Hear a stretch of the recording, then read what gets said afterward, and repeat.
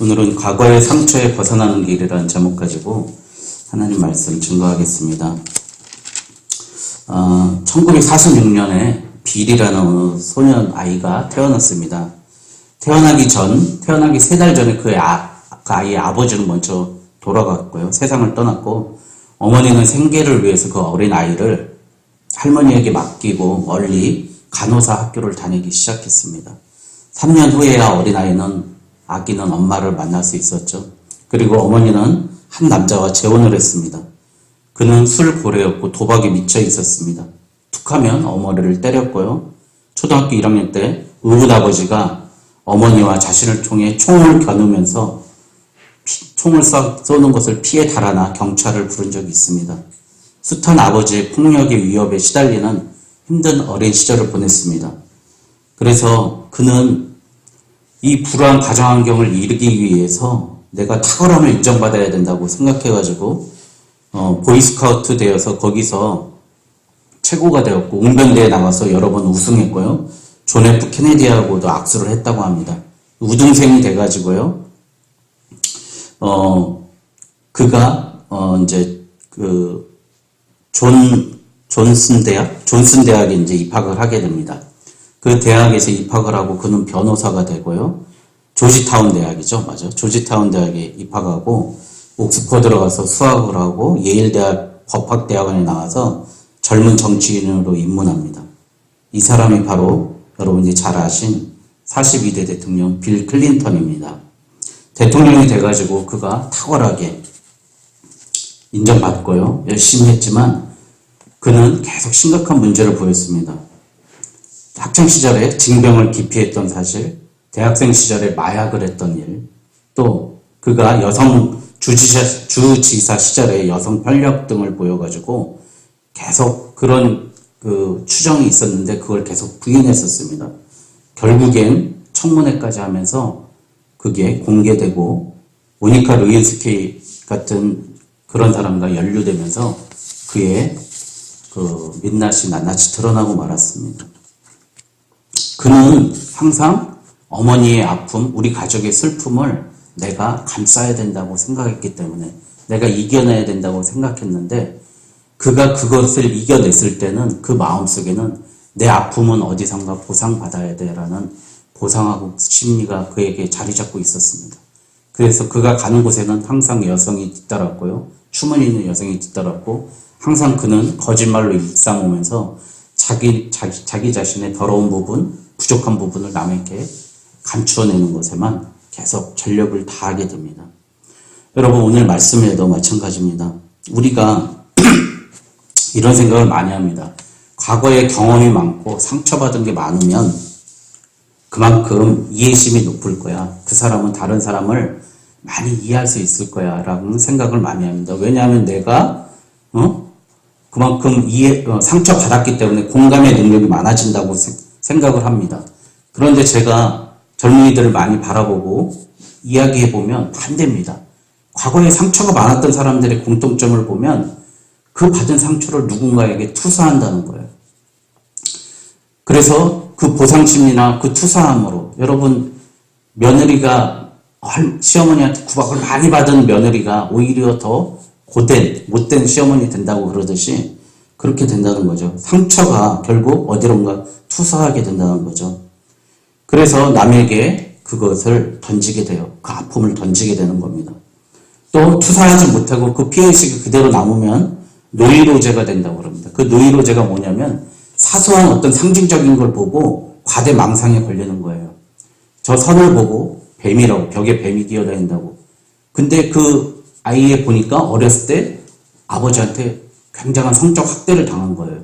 그러니까 그걸로 착하게 되는 그런 노이로제까지 빠지게 됩니다. 망상의 괴로움에 빠지게 되는 겁니다. 오늘 말씀도 마찬가지입니다.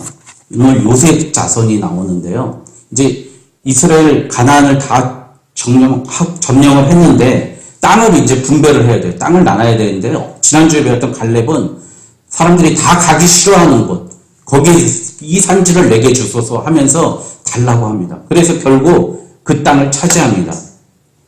그런데 15장에 보니까 그 땅을 차지하고 나서도 보니까 드빌이라는 곳이 남아있는 거예요.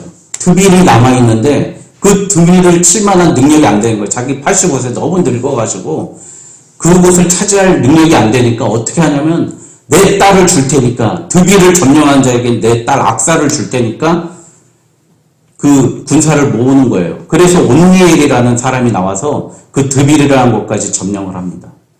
그래서 온니엘을 자기 딸을 주고 땅도 같이 주어버립니다.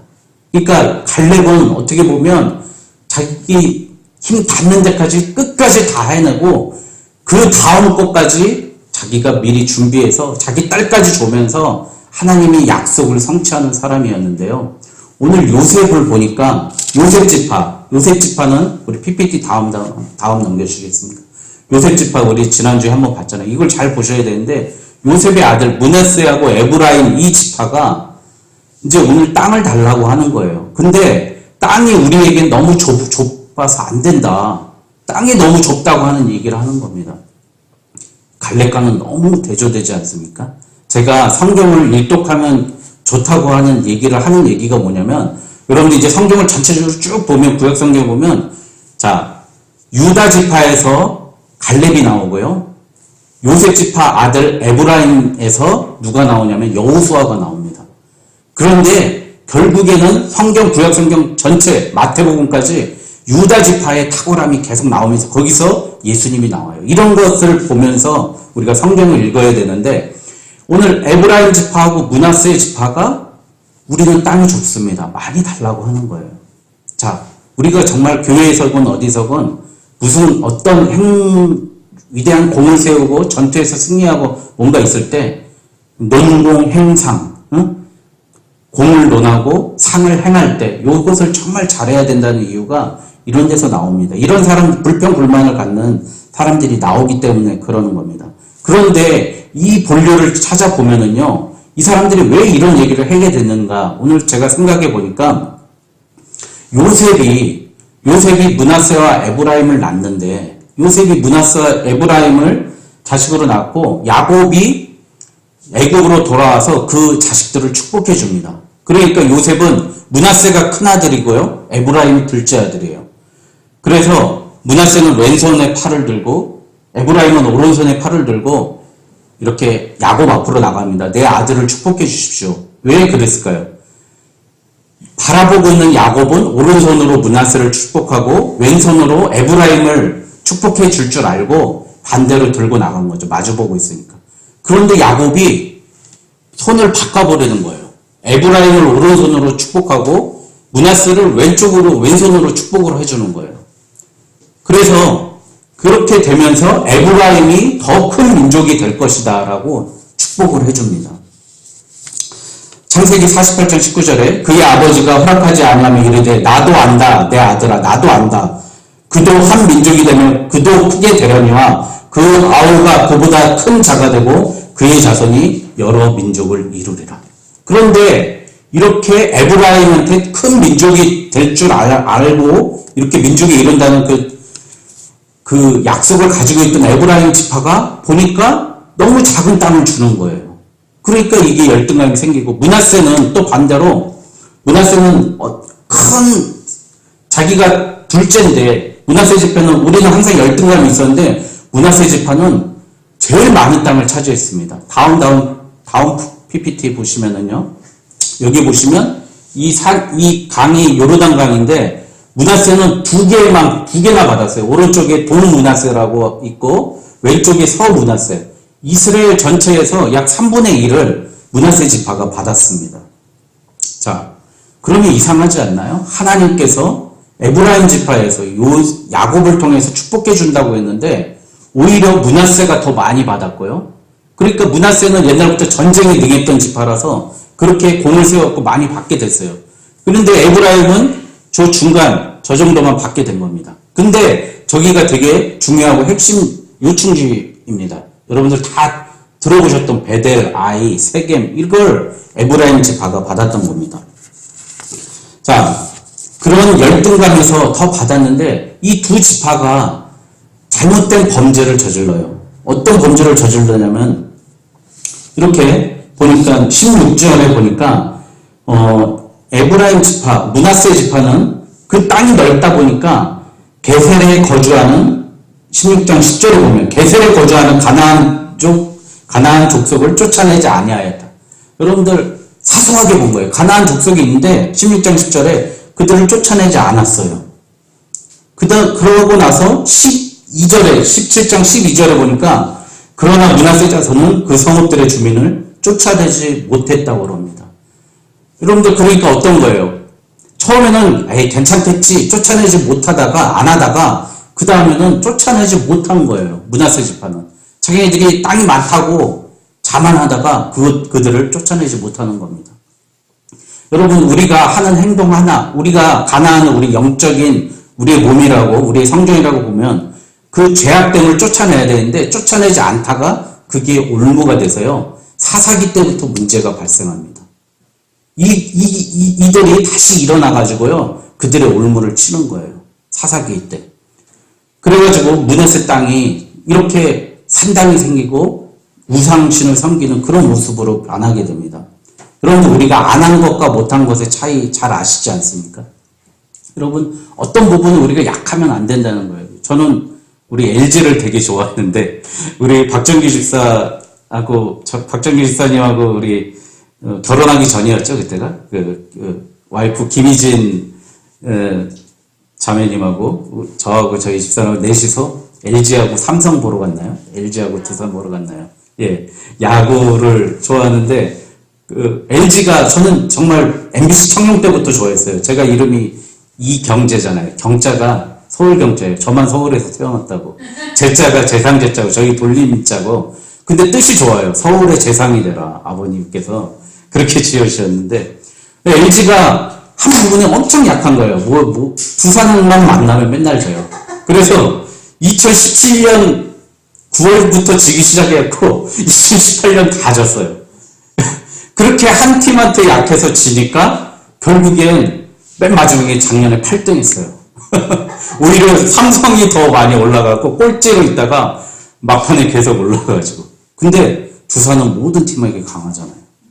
여러분 똑같은 거예요. 우리에게 어떠한 나의 약점 그런 걸 간과해서 두면은 결국엔 그게 올무가 돼서 그 팀만 만나면 주눅이 드는 거예요. 응? 그럼 똑같은 거라고요.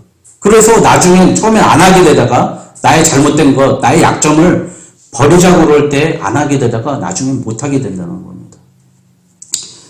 자, 므낫세 지파의 범죄에 대해서 우리 한번 봤고요. 에브라임은 뭐라고 하냐면은 우리 여호수아가 이제 왜 우리에게는 한 제비 한 분깃만 주시면 어떠하니까? 그러니까 여호수아가 에브라임 산지가 내게 좁을진데 브리스 족속과 르바인 족속의 땅 살림을 올라가서 스스로 개척하라. 이 얘기를 합니다. 여러분, 니네가 가서 그 땅을 개척하라고 왜 좁은 데에 안주하려고 하느냐. 그러니까 또 얘네들이 이 얘기를 합니다. 16절에 보니까 거기에는 다 철병거가 있나이다. 그 얘기를 하는 거예요. 여러분, 우리 10장, 11장 배울 때 어떤 거 배웠냐면 하설 민족들을 배울 때 하설 북쪽을 칠 때 그들이 철병거가 있다고 그랬어요. 이미 철병거가 있는 민족 다 싸워서 이겼는데 다시 또 얘기하는 거예요. 그들이 철병거가 있어서 우리는 무섭습니다. 그 얘기하는 거예요. 하나님께서 얘기해 주신 싸워서 이긴 기억을 가지고 다시 반대로 얘기한 거예요. 우리 그것 때문에 또 안 돼요라고 하는 거예요. 왕년에는 가능했는데 지금은 안 돼요라고 하는 거예요. 현재에 안주하지 못한 신앙, 그 얘기를 하는 겁니다. 자, 여호수아가 그러니까 이렇게 얘기하죠. 비록 살림이라도 내가 개척하라. 그것이 내 것이 되리라. 이 말씀을 하는 겁니다. 여러분, 개척하라는 게요. 여러분 어떤 뜻인지 아면은 창조하다라는 뜻과 같은 뜻입니다. 너희들이 그곳에 가서 하나님의 그 능력을, 그 창조하심을 나타내라는 거예요. 여러분, 개척하라는 게 옛날에 우리 개척교회 보면 표어가 비록 살림이라도 우리 비록 개척하라, 내가 개척하라 그렇게 했는데 우리 하나님의 창조하심을 나타내는 거예요. 하나님의 성품을 나타내는 게 바로 개척하라는 뜻입니다. 그런데 우리가 좀 잘 못하는 거죠. 잘 못 이해하고 있는 거죠. 우리가 이미 이겼으니까 하나님께서 이 흑암과 암흑을 이기시고 이 땅에서 예수 그리스도로 이 땅에 새로운 생명을 창조하듯이 너희들이 가는 곳에 살려내라. 그것을 점령해라. 그 말씀을 하시는 겁니다. 그런데 우리는 자꾸 현실을 외면하고 현실에서 실패하게 하며 하나님을 떠나는 그런 생각을, 그 두려움을 자꾸 갖게 된다는 겁니다. 여러분, 우리가 과거의 상처를 어떻게 극복해야 될까요? 여러분, 한번 그래서 오늘 생각해 봤어요. 과거에서 상처에서 극복하는 방법에 대해서 생각해 보는데, 첫 번째, 저는 제가 처음에 말씀드렸듯이 갈렙과 같은 사람이 되어 있었으면 좋겠습니다. 바로 그 사람은 말씀의 사람이었습니다. 그 광야라는 곳이 여러분 디다바르라고 그러고요. 말씀이 다바르예요. 광야가 말씀이라는 뜻이거든요. 여러분, 갈렙은요, 광야에서 40년 동안 기다리면서 하나님의 말씀을 기다리고 약속을 기다렸던 사람입니다. 여러분, 엘빈 토플러가 이런 얘기를 했어요. 고통 총량제, 미래학자가 희한한 얘기를 했어요. 한 사람마다 다 받아야 될 고통의 총량은 거의 동일하다는 거예요. 아, 저 사람은 참 좋겠다. 저 사람 얼마나 행복할까? 저 사람 얼마나 좋을까라고 생각하지만 그 사람마다 받아야 될 고통이 다 있다는 거예요. 여러분, 그렇기 때문에 우리가 이 광야를 무시해서는 안 돼요. 광야에서 회피하면 안 돼요. 그 광야가 우리에게 고통을 주고 아픔을 주는 그 광야가 바로 약속의 말씀이 있는 곳입니다. 저도 포기하고 싶은 적이 상당히 많았어요. 제가 3주 전인가 감사할 줄 아는 사람은 남을 가르치는 사람이 될지어다 라고 글을 쓴 적이 있어요. 저를 축복해 주신 목사님 말씀이 너무 많았어요. 저는 욥기 8장 7절을 제일 좋아했어요. 제가 가지고 있는 책에는 내 시작은 미약하였으나 내 나중은 심히 창대하리라. 그 말씀을 다 적어놨어요. 그 말씀이 저를 지켜줬어요. 정말 저도 포기하고 싶고 관두고 싶을 때가 얼마나 많이 있었겠습니까? 살면서.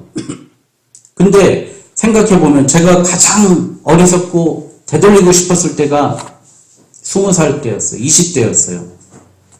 제가 어린 나이에 22살에 대학교에 전도사로 부임해가지고요. 새벽 예배를 인도를 했어요.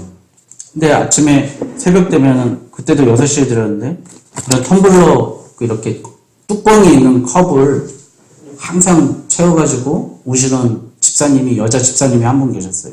그분은 다른 분은 빠지셔도 그분은 꼭 나오시는 집사님이 계셨어요. 근데 아침에 설교하기 전에 여기다 보면 봉투가 하나 올라와 있어요. 전도사님 도서비입니다. 그러면서 3만 원도 넣어주시고 5만 원도 넣어주시고 그러시는 거예요. 그 대학교 앞에 상명예대 앞에서 그 카페를 하셨어요. 집사님께서. 그래서 저도 배고프고 돈도 없고 그럴 땐 그 앞에 어슬렁어슬렁 하면 집사님 들어오라고 밥 좀 먹고 가라고 그래서 거기서 먹고 가고, 그리고 또 신방 예배도 드리고 그랬었습니다. 그때 이제 일반 가정이 한 3가정 모였었습니다. 그래서 대학생들만 모인 게 아니라 일반 가정도 있었어요. 3가정이 모여서 그렇게 이제 교회를 지키고 있는데, 제가 이제 열심을 못 내서 1년만 하고 2년 차에는 이제 본교로 가는 바람에 거기를 사임하게 됐어요. 그런데 한 달 있을까? 한 달 있었는데, 그러니까 그 12월에 떠나고 한 달이니까 한 4달 지났는데요. 거기 계신 전도사님이 저한테, 그 집사님이 강아지 맡긴다고 그러면서 카페를 문이 안 열려가지고 3일 동안 문이 안 열려서 강아지 맡긴다는 얘기는 하셨는데 안 열려서 경찰을 불러가지고 강제로 뜯어보니까 카페에서 목매달고 돌아가신 거예요. 그런데 그 이유가 보니까 7천만 원 빚이 있었는데 사채업자들한테 너무 시달려가지고 그 견디질 못해가지고 폭력과 욕설에 견디질 못해가지고요. 자살을 하신 거예요. 제가 말씀드렸죠. 아까 제 강단에 봉투도 주시고 가서 얻어먹기도 했다고. 그 집사님이 올렸던 그 봉투는 지금 자기가 가졌던 이 아픔을 하나님 좀 해결해 주십사 하고 간절한, 가구에 드렸던 보다 더 간절한 그거였는데 저는 그것도 모르고 있었어요. 그게 저한테는 지금도 제일 상처입니다. 내가 얼마나 영적으로 무지하면 얼마나 못났으면 그 집사님의 아픔을 모르고 있었을까. 저 그때 다시는 내가 강단에 서지 않겠다, 목회하지 않겠다, 그 마음 가지고 있었습니다. 여러분, 너무나 아팠어요. 내가 그분의 마음에 단 한순간이라도 위로가 되지 못했다는 게 저한테 너무 죄책감이었어요. 여러분, 그렇게 힘들고 어렵다 할지라도 여러분, 그걸 극복해내는 게 어떻게 극복해내야 될까요? 하나님은 너를 사랑하시고 그래서 예수 그리스도가 가장 비참한 모습으로, 가장 처절한 모습으로 죽었어. 그걸 아는 겁니다. 여러분, 이 십자가에 예수님이 못 박혔고 아파 죽겠는데 로마 병정들이 이랬다는 거예요. 야, 네가 하나님의 아들이면 내려와서 뭐 해봐. 네가 하나님의 아들이면 한번 바꿔봐. 놀렸다는 거 아니에요. 근데 예수님 어떻게 했어요? 하나님, 저들을 용서하여 주시옵소서. 또 여인들이 예수님을 보고 울 때 어떻게 얘기했어요? 나를 보고 울지 말고 내 아들들을, 내 자녀들을 두고 울어라. 예수님 말씀하셨어요. 여러분, 예수님께서 나를 위해서 죽으신 거. 내가 과거에 아무리 많은 상처가 있다 하더라도 예수님의 그 상처보다 크겠습니까? 여러분, 내 마음속에 예수님이 계시다면, 여러분, 내 마음속에 예수님의 그 말씀이 살아있다면, 오늘 갈렙처럼 이 므낫세나 에브라임은 과거의 얽매여서 나는 큰 땅 받아야 될 사람이고 나는 작은 땅밖에 받지 못하니까 싸워서 쟁취해야 되고 그 생각밖에 없는 거예요. 하나님이 나와 함께 계시다고 그 마음이 없는 거예요. 여러분, 우리 마음속에 정말 예수 그리스도가 내 안에 계셔서요. 이전 것은 지났으니 보라 새 것이 되었도다. 새로운 생명력으로 옛것과 결별하고 새로운 삶을 사시는 나의 모든 아픔 예수님께 내려놓습니다. 예수님 받아주시고요. 이것 극복하고 살겠습니다. 새로운 삶으로, 새로운 피조물로 거듭나는 저와 여러분 되시길 주님의 이름으로 축원드립니다.